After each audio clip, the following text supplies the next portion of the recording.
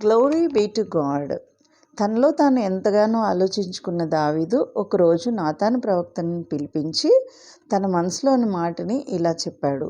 నేను దేవదారు మ్రానులతో కట్టబడిన నగరులో నివాసం చేయుచున్నాను, కానీ యెహోవా నిబంధన మందసము తెరల మాటున ఉన్నదని చెప్పాడు. అంటే గొర్రెల దొడ్డిలో ఉన్న తనని దేవుడు రాజుగా నియమిస్తే తను దేవదారు మ్రానులతో కట్టబడిన నగరులో నివాసం చేస్తున్నాడు. కానీ దేవుని యొక్క మందసము, అత్యంత విలువైన దేవుని యొక్క మందసము తెరల మాటున ఉన్నదని తను చాలా కృంగిపోతున్నాడు. ఇక్కడ దావీదుని మనసుని చూసిన దేవుడు నాతానుతో ఎన్నో అద్భుతమైన మాటలు దావీదు గురించి చెప్తాడు. దావీదు మనసుని చూసిన దేవుడు పొంగిపోయి మాట్లాడిన మాటలు ఎన్నో ఈ వచనాల్లో మనం చూడొచ్చు.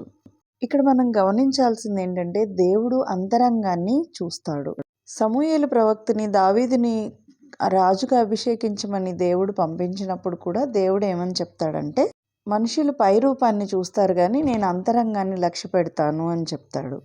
ఇక్కడ దావీదు మనసును చూసిన దేవుడు ఇలా అంటాడు, సైన్యములకు అధిపతియగు యెహోవా ఈ ప్రకారం సెలవిచ్చుచున్నాడు, నీవు నా జనులైన ఇశ్రాయేలీయుల మీద అధిపతివై ఉండునట్లు గొర్రెల వెంబడి తిరుగుచున్న నిన్ను గొర్రెల దొడ్డి నుండి తీసుకొని నీవు వెళ్ళిన చోట్లనెల్లా నీకు తోడుగా ఉండి నిన్ను ద్వేషించిన వారిని నీ ముందర నిలువనీయక నిర్మూలం చేసి తిని లోకంలోని ఘనులకు కలిగి ఉన్న పేరు వంటి పేరు నీకు కలుగజేయుదును అని చెప్తున్నాడు. మనం అంతరంగంలో ఎంత ఉన్నతంగా ఆలోచిస్తామో దేవుడు కూడా మనల్ని అంత ఉన్నతంగా దీవిస్తాడు. మన అంతరంగాన్ని చూస్తున్న దేవుడు మనకు నిత్యము తోడుగా ఉంటాడు, మన సక్సెస్కి కారణం అవుతాడు.